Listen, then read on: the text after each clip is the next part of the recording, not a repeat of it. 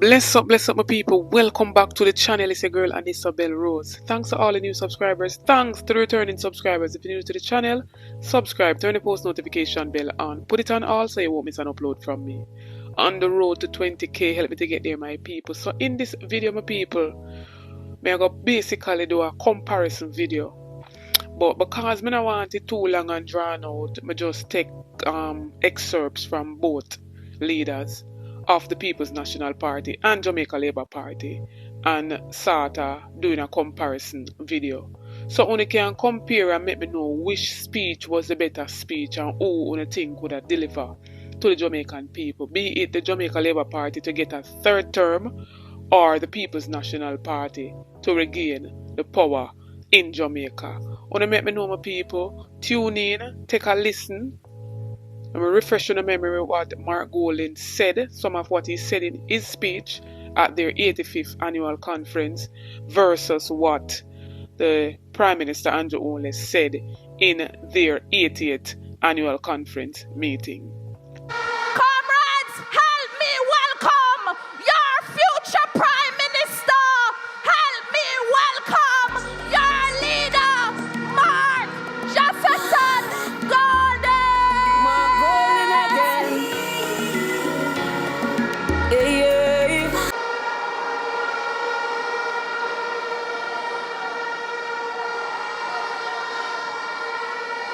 Comrade Chairman, Comrade former party leader, Dr. Peter Phillips, all of the comrades on the platform, all of the PNP stalwarts, warriors and workers, supporters who have come in your thousands to be here this Sunday to be present for the 85th annual conference of the People's National Party. Members of the diplomatic corps, distinguished guests, persons at home watching on the stream live, I greet you well. PNP, massive, you're here and the river come down, bank to bank. Turn up the thing. Turn up the thing. Turn up the thing. Turn up. You have come from the north, from the south, from the east and west with one clear message for Jamaica. Time come now. We are here together as a family dedicated to taking Jamaica in the right direction for a powerful future of hope for our people.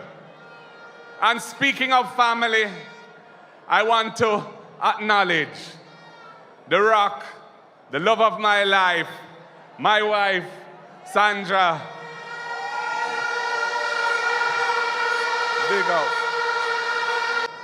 We have all come here together today to lift every voice and say, time come now. So let me hear you say, time come now. We need a people-centered strategy for development of this country. So we need to change the paradigm. The General Secretary has said there are two Jamaicas, and he has expressed it vividly with examples. And it is true, it is a reality. But there is hope, because the power to achieve the change we need resides in the people of Jamaica. The people have the power to make the change. We need to decolonize Jamaica once and for all. We in the PNP have no interest in moving to a republic while retaining the King's Privy Council in London as Jamaica's final court. That does not make sense to any progressive person. Jamaicans need a final court where they don't need a visa to go there, and where the costs of attending court are not way out of their reach. Time come for a Jamaican head of state and the Caribbean Court of Justice as our final court. Decolonization now. We also want to make the government accountable to the people of Jamaica in the parliament. That is why I brought the impeachment bill to parliament. So then, when a politician violates the sacred trust of the people, he or she will be held accountable. We want to make the elected people more accountable to those they represent. We must introduce a recall mechanism for non-performing elected representatives, as other parties and countries have done around the world. And we must restore the convention where the committees of parliament are chaired by the opposition. That was an innovation started by the other party, by a previous prime minister, and continued by us when we were last in government. But in 2020, Andrew Holness changed course with it. Those committees are supposed to be a check and balance on the government. They cannot be effective if they are controlled by the government. When Andrew Holness reversed the convention after the 2020 election, it was a retrograde step. And I tell you, he never put it in his manifesto that he'd be doing that. People, a corrupt government cannot liberate the people. If the head of the stream is corrupt, the entire river will be also. I do not support corruption. Corruption takes money away from children's education. It deprives hospitals of basic necessities. It means that roads are not fixed. Corruption deepens inequality.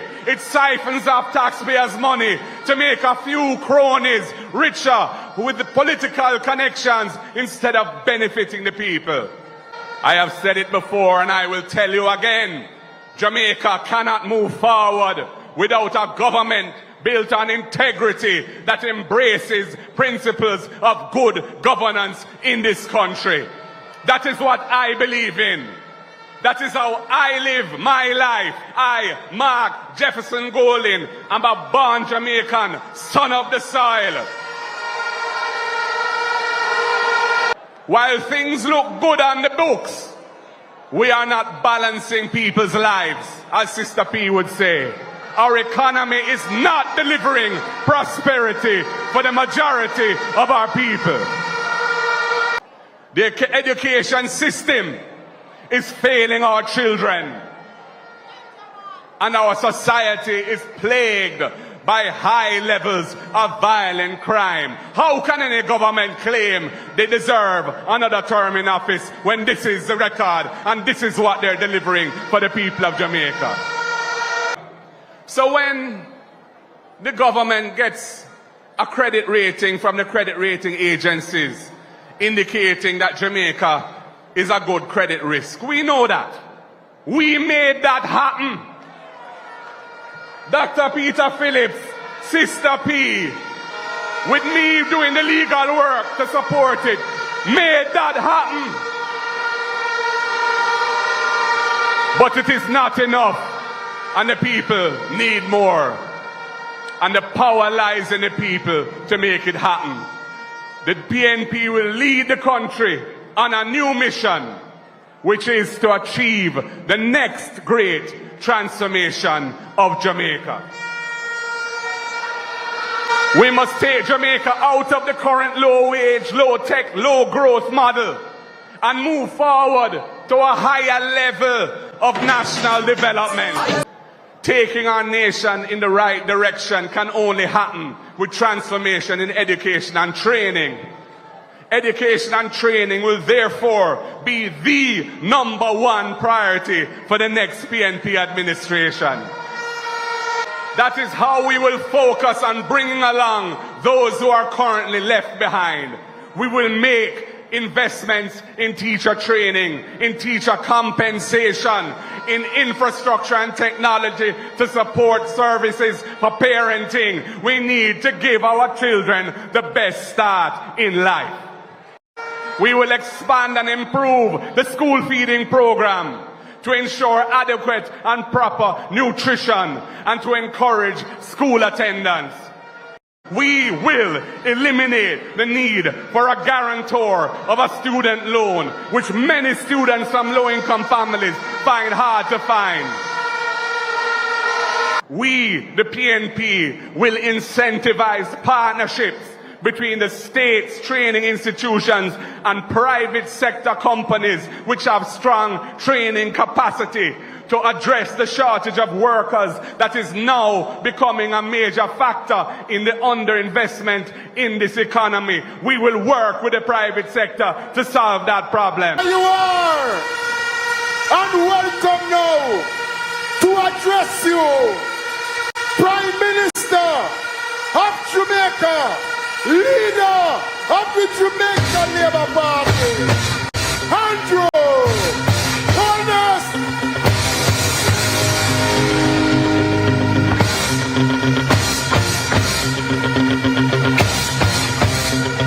Who can trip with me? Hold on, selector. Who can drift?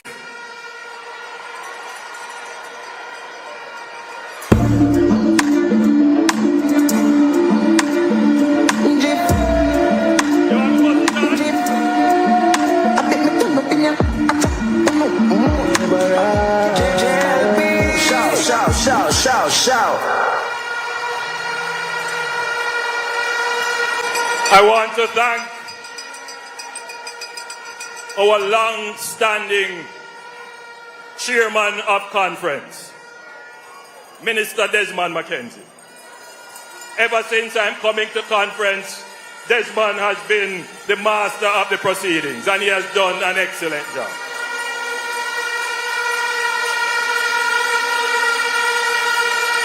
Allow me to acknowledge the party chairman and the general secretary and the party secretariat who have been doing an amazing job in organizing the party at the unit level of the party. But most of all, I want to thank you. You are also talking to the people who are listening all over Jamaica. I'm especially talking to those who may be frustrated with politics, who may feel that this is an exercise in futility. I'm especially crafting my message to reach out to them because they are an important part of our democracy. And we cannot leave them out because the Jamaica Labour Party, as you have seen, is the inclusive party. We want to bring everybody under our tent for one solid, robust and resilient, fair and equitable and just society. But allow me as well to acknowledge the members of the diplomatic corps who are here. As a small country with an open economy and an open society, Jamaica supports the cooperative system of nations, and we will do our part to make the world a better place. Whether it is support for disaster recovery of our neighbors, as we did in Dominica and the Bahamas, or in supporting peace building in Haiti, Jamaica is doing its part. Jamaica is consistent in its support for the universal respect and adherence to the principles of international law and respect for territorial integrity and the sovereignty of all nations. We condemn all forms of terrorism, and we support the right of nations to defend themselves and pursue their security while preserving the rights of innocent civilians to live in peace and dignity. Security a sore subject that is always on our policy agenda. One of the things that we have done, for decades they have been talking about the transformation of the police force. You see our police force today? Transformed. Man commit gruesome murder, and within days he's found. No matter where him think him can hide, we now have invested heavily in the technology. We have built the partnerships. We have bought the equipment. We have trained our policemen in forensic. We have trained them in investigation, and they will find you wherever you are when you have committed a crime. But I want to tell you that we need to do more in preventing the crimes from happening. And that is why we are increasing the penalties for some of these gruesome crimes. It is always a puzzle to me that there are some people who want us to be soft on crime. There are those who have no sympathy for the victims. It would appear that they have more concern about the perpetrator. We must protect the innocent citizens of our country. We must support the victims of crime. We must never give any preference or any preferential treatment to the criminals.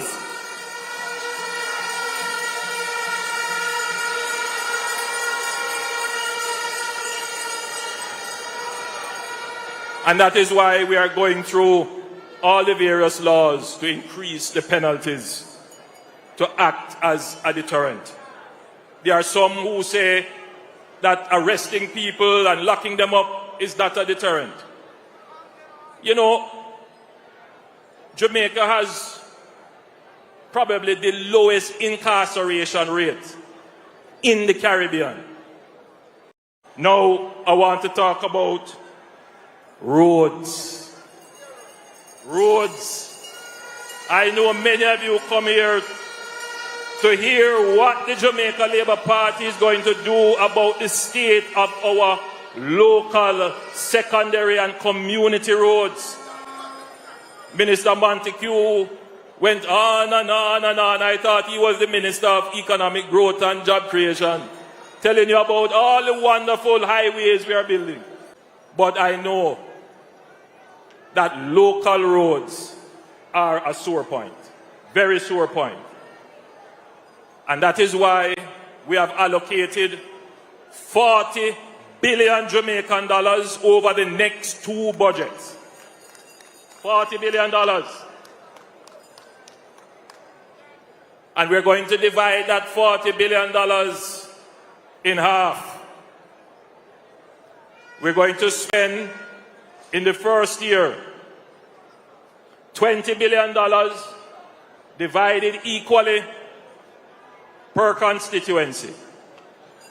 And we are going to fix the local roads. My friends, next year, at a date to be announced,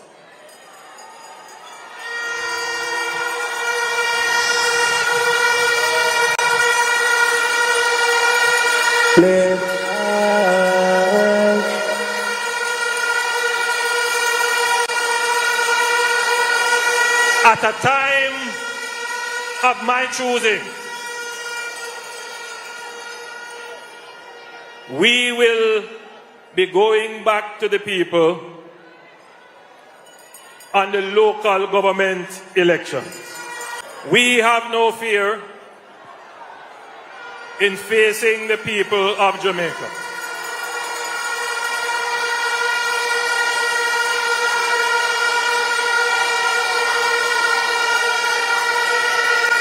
We believe in the people of Jamaica. We know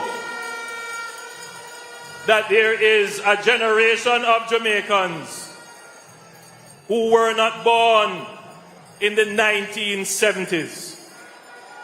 And they have no clue as to how the other party destroyed Jamaica. They have no clue.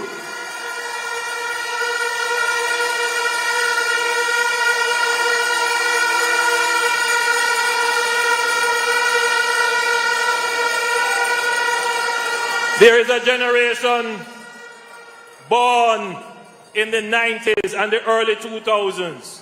They have no clue as to how the 18 and a half years of the PNP destroyed Jamaica. Jamaica, them can't hold me again. Can't hold me again. Bad mind can't hold me again. Can't hold me again. And so we know we have a task to educate them. It's a long time that I have not gone into what I call the historical politics, so that the full context of where we are today is understood.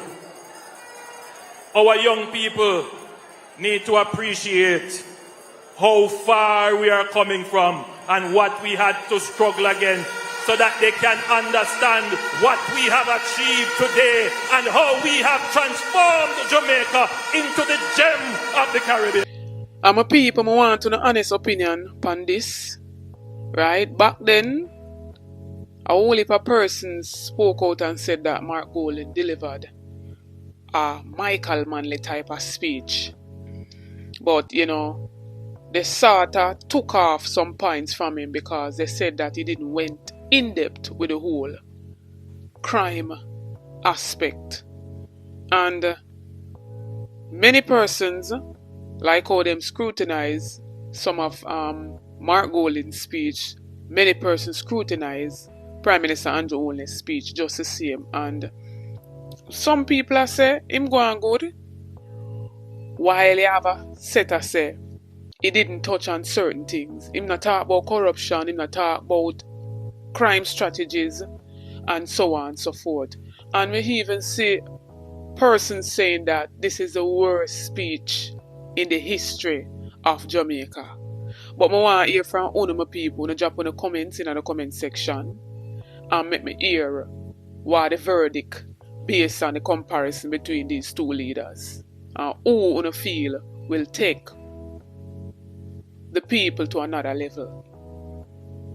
Don't forget to like, share and subscribe to the channel. Go over to my other platform, Instagram and Facebook, and follow me over there at Isabel Rose. Check out the YouTube store, make a purchase, it goes in support of the channel. Check out the YouTube membership, you get a lot of benefits by becoming a member. We do notifications, shout out in each and every video to be a part of that. All you have to do is be the first to comment, like and subscribe to the channel, and you'll be featured in the following video to come. This notification shout out goes to Wayne Jones. Big up yourself, Wayne Jones. Thanks for the continuous support from each and every subscriber. New viewers, come on board, journey with me, join the family. Subscribe to the channel, share out the videos, like up the videos. On the road to 20k, continue to support the ABR movement. Stay tuned for more videos. Big up on yourself.